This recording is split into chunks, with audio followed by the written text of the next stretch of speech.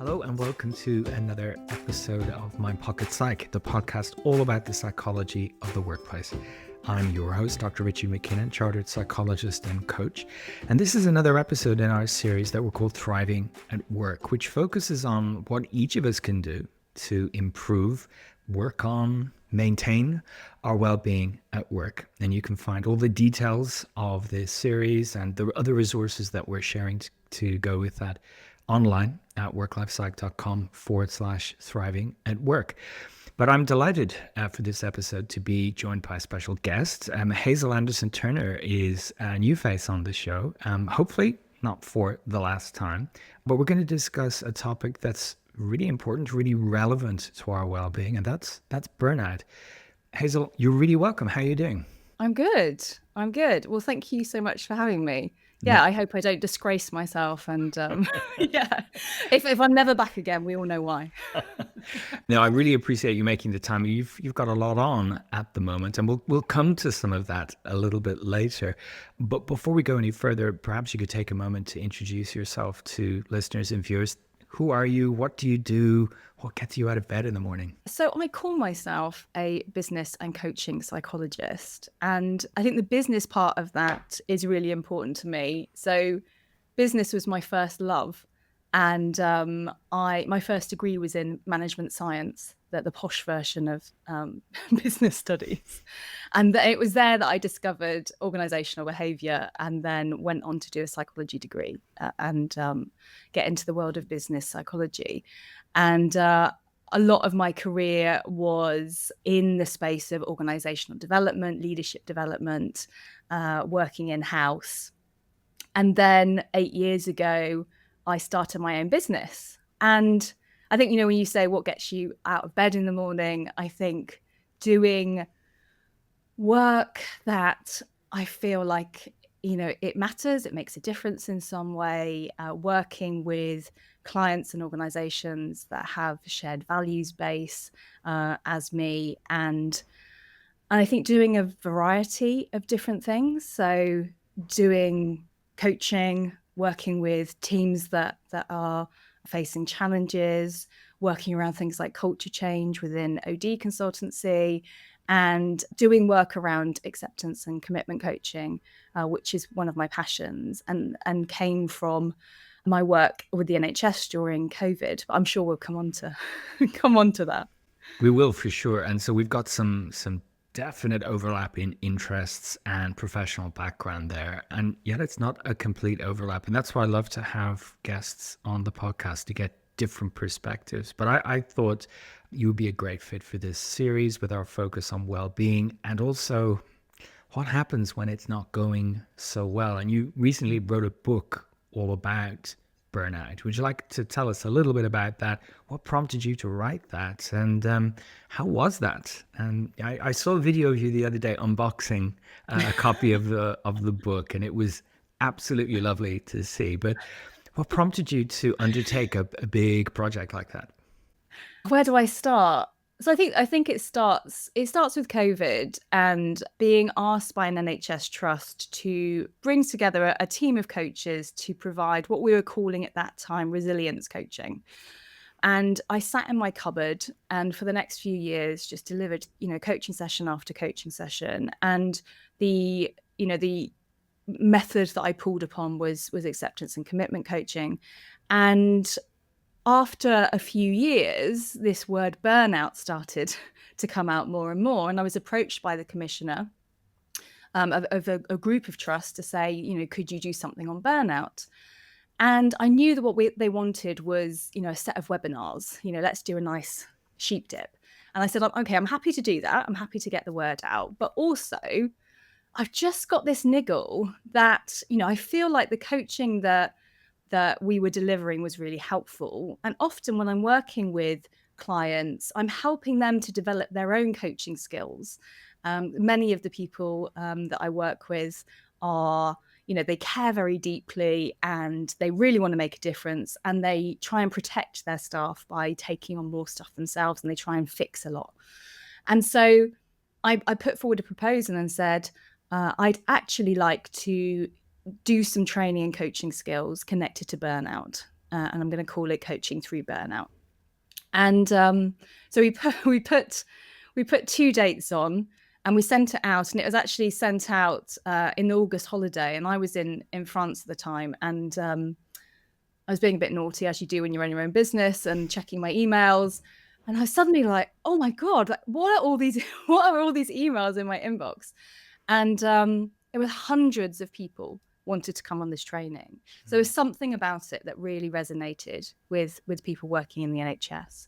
And luckily, the commissioner was able to go and get more funding, and I ended up training over 150 people, specifically in looking at coaching skills to support burnout prevention. And I've never received such kind of moving feedback before. That there was just something about the practicality of the course. I think how the people that came on it were able to take the skills and go and use them straight away. I had lots of feedback about how it was the most useful thing, training course that they've been on in years, and how they had realized as well through it that it wasn't just about how they could help others within their team. It was also about, skills that were going to help them to navigate their own avoidance of burnout.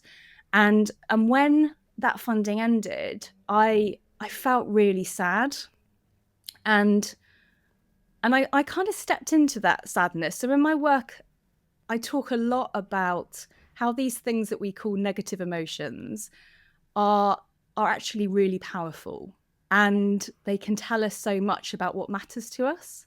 So I let myself kind of sit in the sadness of it, and then step back and ask myself, okay, so what are you going to do about this? You're really sad that this thing has ended, and this thing that you feel has made a real difference to people and can make a difference to more people. So what are you going to do? And so I thought, I know, I'm going to take that course.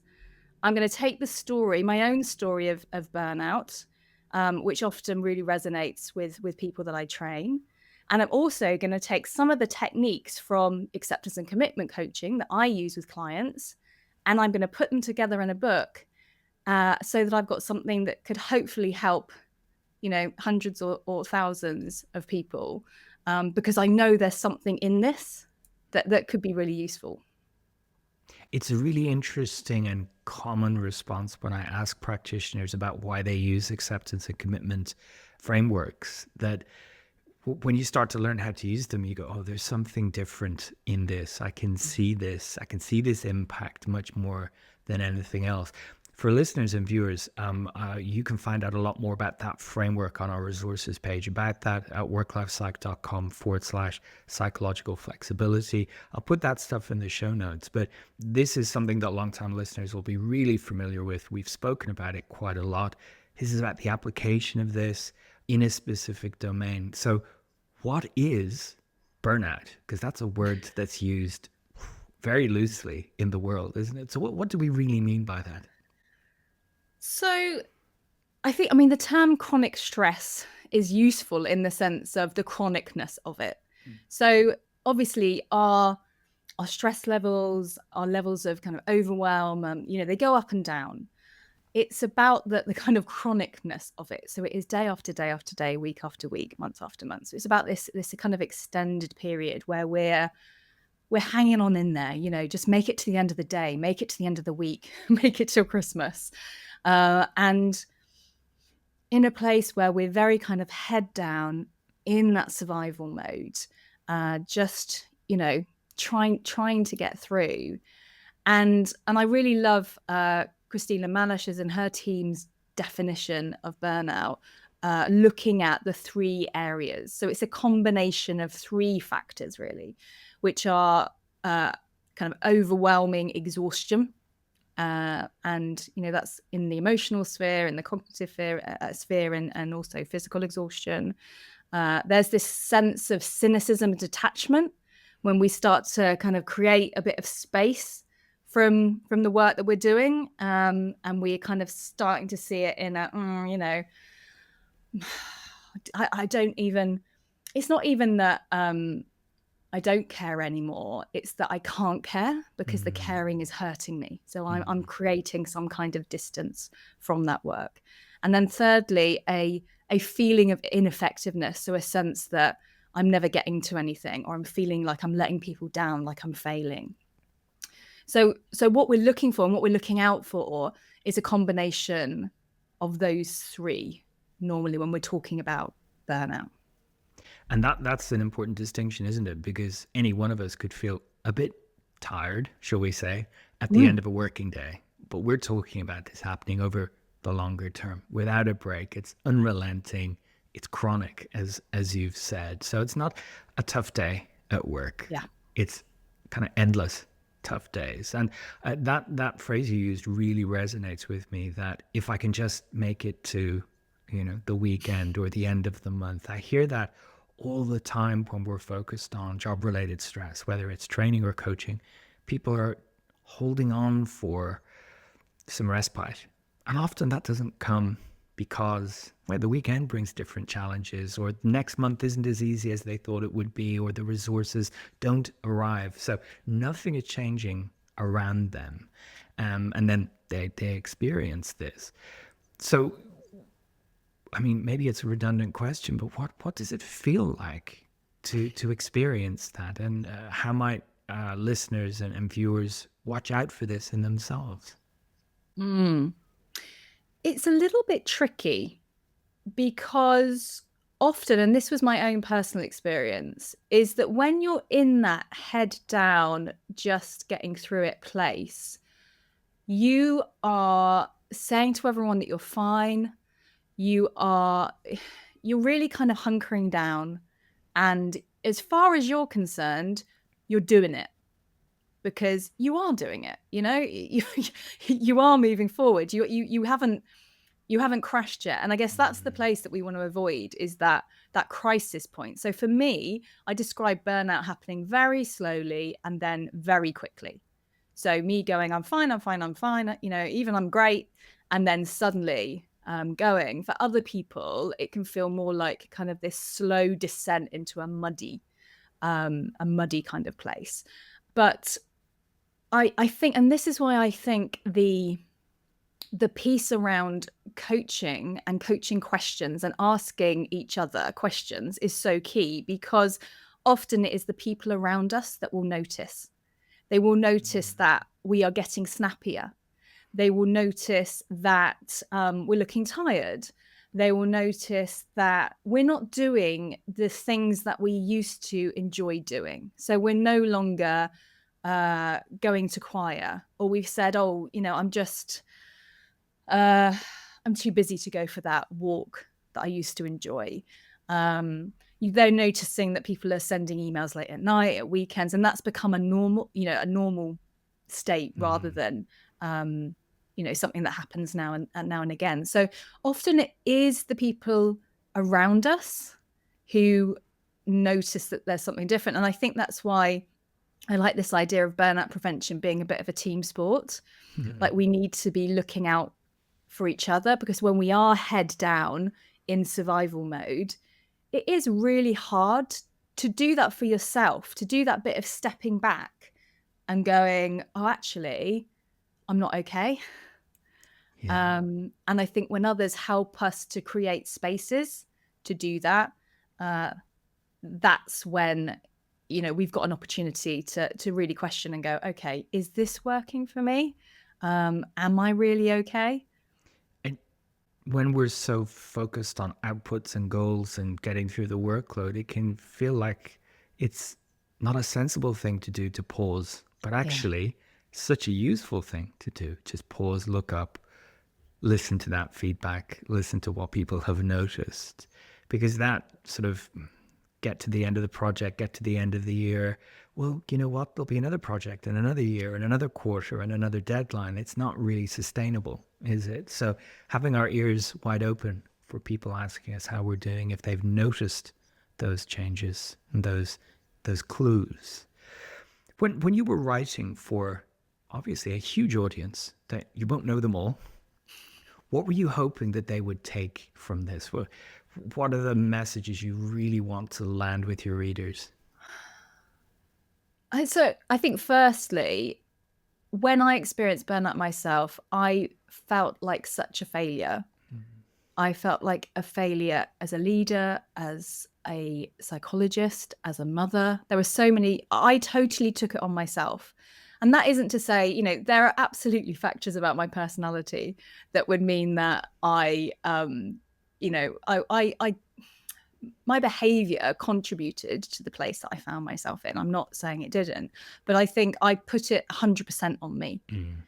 And I think what I've learned through my research, through spending time with the NHS, is that this is about our context. This is about what's going on around us. This is about demands and resources. And yes, absolutely, there are things that we can do as individuals. But if we keep going back into contexts that we find it very difficult to navigate in a healthy way, then nothing is going to change. So I think that message of, if you're feeling burnt out, it's not your fault. It's not you to put on your shoulders that you failed. And if you'd been better in some way, that you could have avoided it. It very much is a product of our context. I think as well, what I hope through my story and also the stories that I share of different coachees is that people recognize that they're not alone. So if they are struggling and finding, that they are in that place of surviving, of making it to the end of the week, to the month, that it isn't, it isn't just them. And also, I guess, that message of hope. So the stories of my coachees talk about the specific things that they did that helped them to move through this and to find a healthier relationship with their work. So I hope that, it's, people have said to me, burnout's quite a heavy topic, isn't it? And actually, I've had organizations say, please come in and talk to us, but don't mention burnout, because we're really worried that everyone's going to go off sick. But I've been told that in my teaching and also my writing, I bring a lightness to it. I bring a humor to it, a humanness to it, and also a hopefulness to it. Because I think, I have to believe that it is possible for us to do amazing work and to stay well. And I hold on to that. And I know it's, for my clients that work in the NHS, it's really hard to believe that sometimes. It's really hard to believe that, work can be sustainable. Yeah.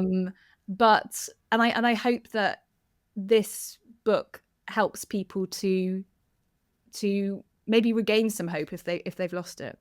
It's a message I've been trying to share. I'm definitely not alone in this. Among my organizational clients, that improving well-being improves performance. There's no tension between. You don't have to pick one or the other. But when we're in the thick of it, it can feel that way, and we can make sacrifices. I really like your point that you don't want anyone to feel guilty or somehow blaming themselves for this situation, because it's always involving the context. We didn't wake up and decide, let me try on burnout and see how that works for me. These things happen. Let's look at acceptance and commitment theory, or ACT.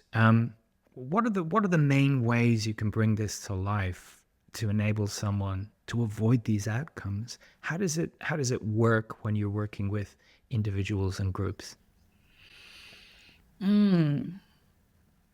That's a big topic, isn't it? Just one sentence, though. If you could explain it all in one sentence. In one sentence. Okay.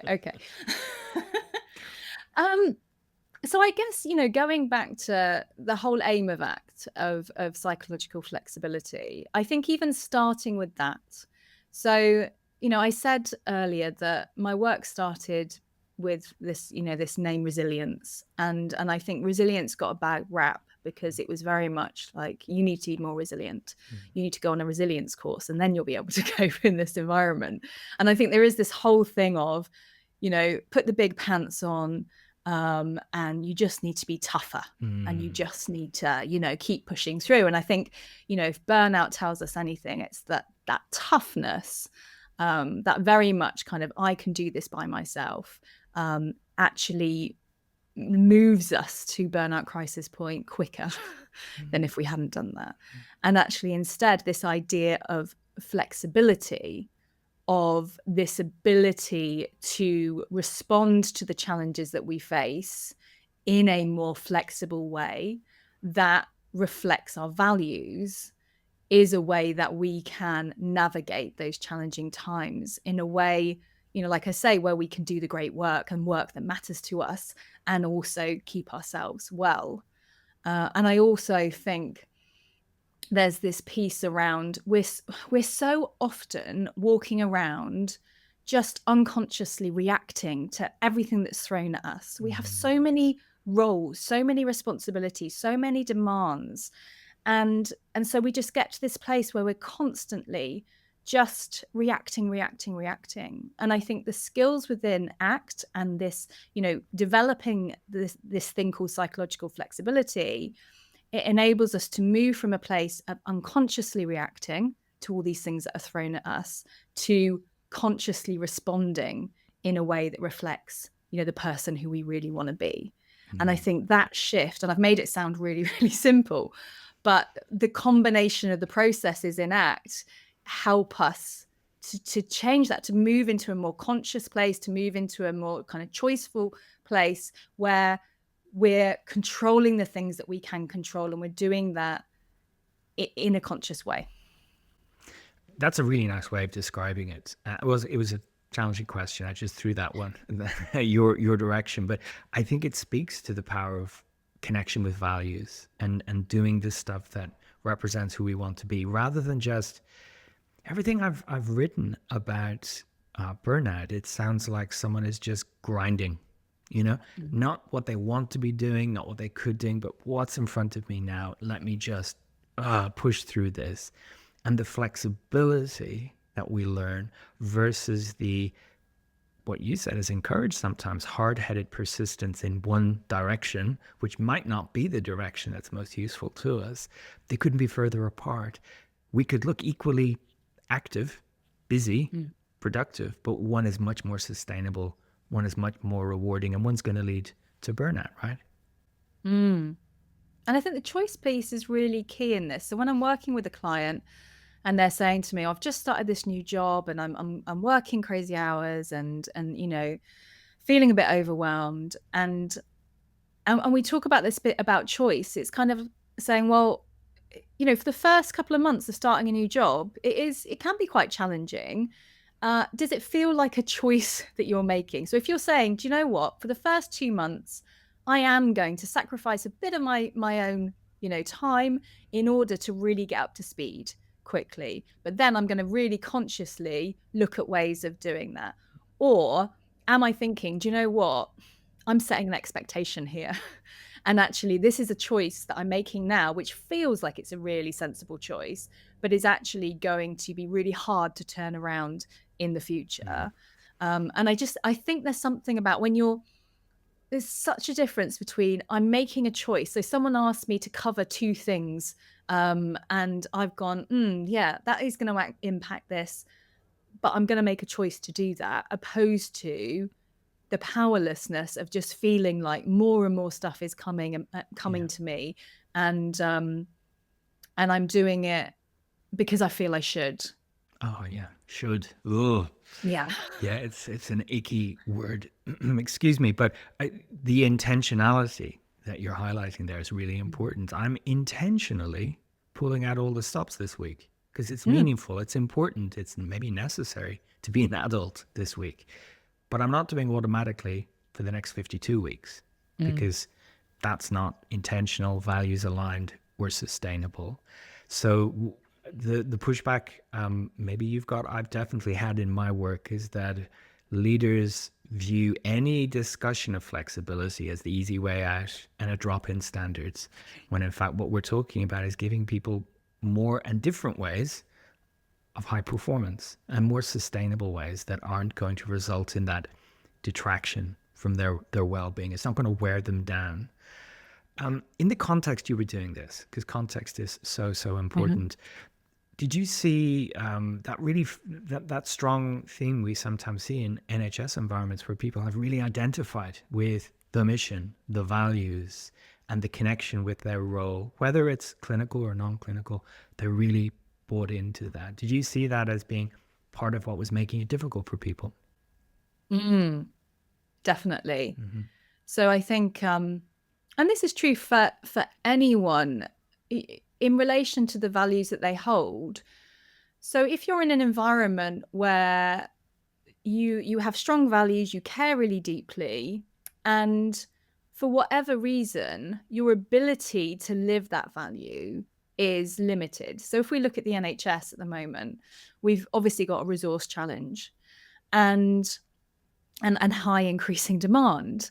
And so people are going into work and caring really deeply, and their value expectation is up here of what they want to deliver, whether that's compassion, quality, whatever their value is, and then the reality of what they can deliver is falling short of that.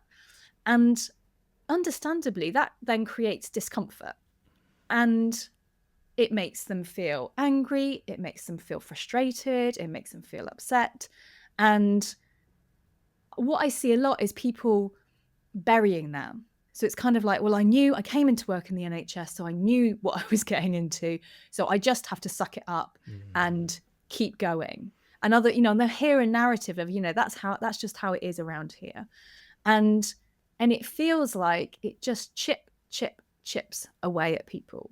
And I think that piece, when I talked about cynicism and detachment, I really think that is about a values piece where you've got this deep caring, and maybe something's happened in the organization that didn't feel fair, and you've got this value of fairness, and it's painful for you.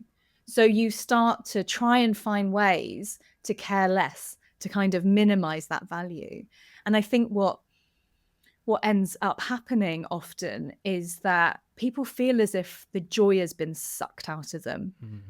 It's as if, when we're not living our values, I don't know, it's like we go grayscale. And I think, and understandably, you can see how that contributes to people burning out. And of course, we can identify with the values of our organization wherever we are, and see a disconnect, whatever kind of sector we work in. And based on some feedback I've had recently on the podcast, I need to remember I'm not just speaking to the UK here. So listeners in Brazil, Tanzania, Indonesia, we're talking about the UK's National Health Service and all of the challenges of working in a healthcare setting. When you visualize your reader of the book, what's the first thing you want them to put into action when they put the book down? So I'm hoping that as people are reading the book, they are identifying with some of the things and going, oh yeah, me too. I'm hoping they might laugh a little at some of my jokes.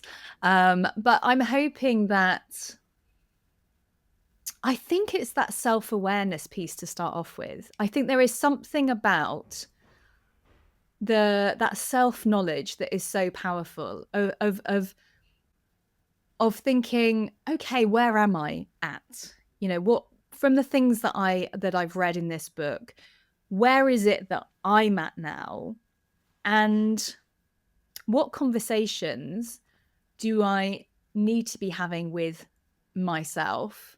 Or maybe there's someone else in my life that I've actually been quite worried about, that's been niggling me. And I now feel a bit more confident in having a conversation with them about burnout. And I feel like I've got some skills to have that conversation. So I think that there's kind of two things, one, people just reflecting on themselves, where they're at, and some ideas about, what they might do next, some small things that they might think about, but also, thinking about other people around them. And I guess that sense, because I think often, when someone's saying to you, I'm fine, and they're really busy and they're not responding to messages, and we're kind of like, I've got my own stuff going on. I don't want to be a pest. I don't want to be annoying. But sometimes we don't have those conversations because we're not confident in one, what we might say, or two, what we might do if, God forbid, and like a load of emotion came out. Uh, so yeah, I think that would be the first thing. And this all happens in context. So some of the listeners to this will be senior leaders in organizations. What is it that you want ringing in their ears Mhm. about the topic of burnout? Oh gosh. So again, I really feel like it comes down to the conversations that we're having. So I talk about this thing in the book that I call burnout creep. So often organizations will bring me in when one person in the team has been covering for, maybe two teams, and then they went off sick, and then their work got transferred to somebody else, and then that person ended up. And so we've got this, and so a leader might come to me and say, "Oh, Hazel, can you come and talk about burnout because I'm really worried about my team." And I would love it if they were able to have those conversations at much earlier point, because obviously we're at that point where everybody is just about fingertip hanging on. Whereas I think for me, you think about how much time goes into forward planning, thinking about what are the goals we want to achieve for the year, what are the metrics that we want to meet. I would love more conversations about, okay, when we're thinking about, I use the job demand resources model in my work. When we're thinking about, what level of demand are we really expecting to hit? And, how complex is that demand? What level of resources do our people have? And just really thinking about, where are our burnout risks? Which roles do we tend to have high turnover in? Because of the pressures of those roles. So I guess it's more of those proactive conversations, and as we're going into a new year, and looking ahead and saying, often things happen in cycles, and I think we look back sometimes at things that happen, and if a team is lots of people in the team are struggling from burnout, and a leader will look back and go, "Oh, I should have predicted that. If I'd really thought about the impact on the team." And I think, coming from that and having conversations with the team, how do we help each other to do great work, to achieve the things we want to achieve and stay well? What are the boundaries that we're going to need to support each other to hold? What are going to be the things that we're going to have to say no to?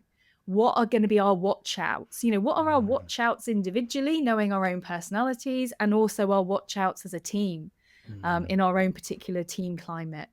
And so I think it's those proactive conversations. I think that would be the thing I'd love to see more of. That would be fantastic, wouldn't it? If we thought as much about the goals as how we're going to reach the goals and how sustainable that is and what we're actually asking of people.